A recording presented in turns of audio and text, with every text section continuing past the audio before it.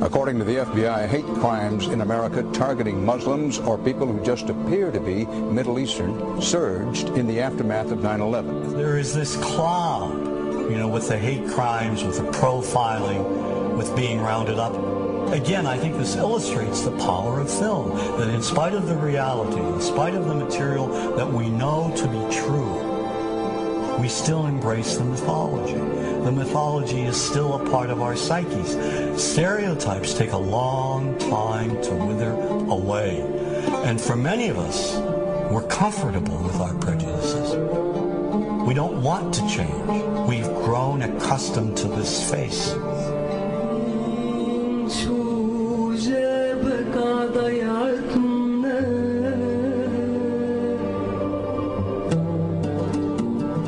When we think of Arabs, what do we see? What images come to mind? Do we see actual people?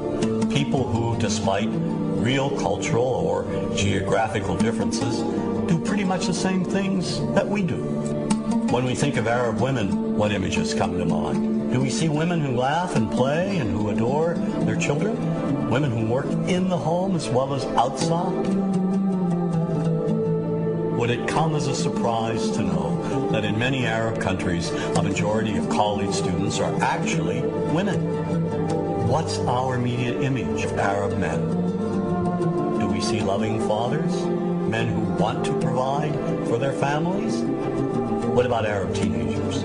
Do we see them the way you would think about teenagers in other parts of the world? Then there's religion in the Arab world.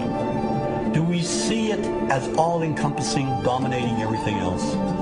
Do we know that even though faith plays a huge role in the Arab world, just as it does here in the United States, that it's also true that much of the Arab world is quite secular?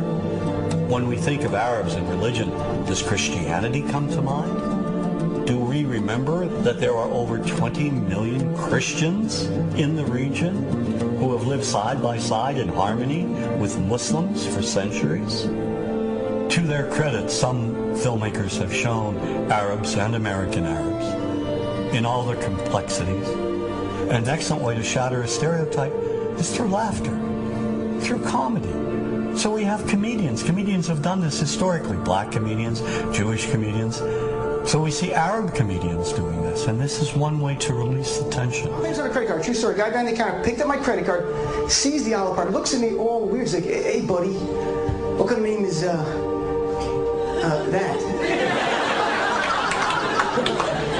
I'm like, well, sir, it's an Arabic name. He goes, what does this mean? So I'm like, well, translate it to English? It means peaceful, friendly Arab? But he's not happy because, what Arab country is your family from? So I tried the most peaceful, popular one that he would like. So I'm like, we're from the same Arab country that Aladdin is from. To his credit, Michael Moore in Fahrenheit 9/11 in the DVD includes a scene with this comedy coming out. My name really is Ahmed, and I can't fly anywhere. All you white people have it easy. You guys get to the airport like an hour, 2 hours before your flight. It takes me a month and a half.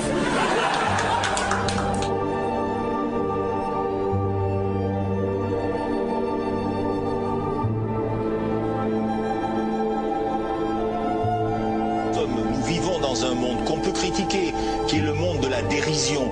Vous le savez bien, et dans les médias, je dirais le monde de la dérision, on se moque de tout. Le fait que ça se fasse me satisfait. Parce que ça veut dire que nous avons, qu'on est libre, peu à peu... Il faut qu'on soit beaucoup plus sage que ça, qu'on rentre pas dans ces provocations.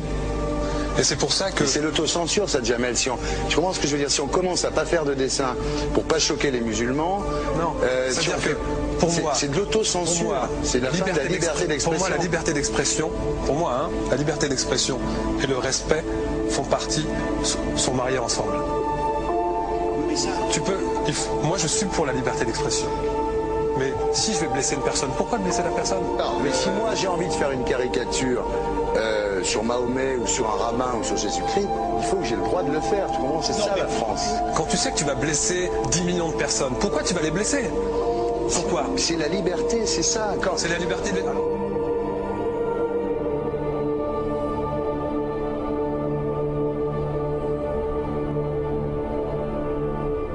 Non, mais vous ne pensez pas que c'était à vous de vous excuser, non? En disant le sketch n'était pas très drôle, je suis désolé si j'ai blessé des gens, voilà, excusez-moi, voilà, c'est une connerie. C'est mon travail.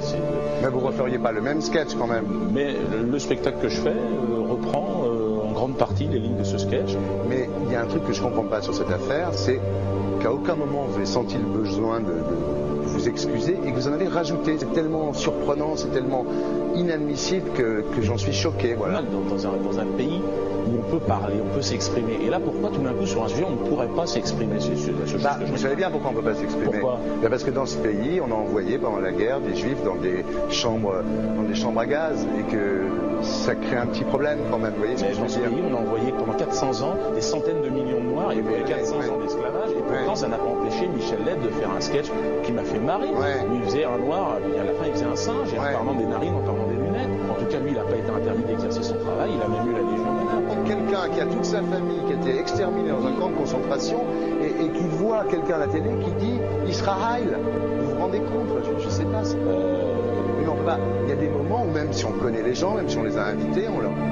Et c'est pour ça que... C'est l'autocensure, ça, Jamel. Tu comprends ce que je veux dire? Si on commence à pas faire de dessin pour pas choquer les musulmans... Non, c'est-à-dire que pour moi... C'est de l'autocensure. C'est la liberté d'expression. Pour moi, la liberté... Et là, pourquoi tout d'un coup, sur un sujet, on ne pourrait pas s'exprimer? Vous savez bien pourquoi on ne peut pas s'exprimer. Parce que dans ce pays, on a envoyé pendant la guerre des juifs dans des chambres à gaz et que... Deux poids, deux mesures. La liberté pour tout le monde. C'est-à-dire la liberté pour tout le monde. Il y a une personne comme Dieudonné qui a fait un rabbin, enfin qui a fait un colon juif, etc. Tous ces DVD ne sont plus dans les pactes. On l'empêche médiatiquement, on ne le voit plus. Alors que lui, c'est un comique. Plusieurs lois qui ont été faites contre l'antisémitisme. Et moi, je fais un appel aujourd'hui de faire une loi contre l'islamophobie.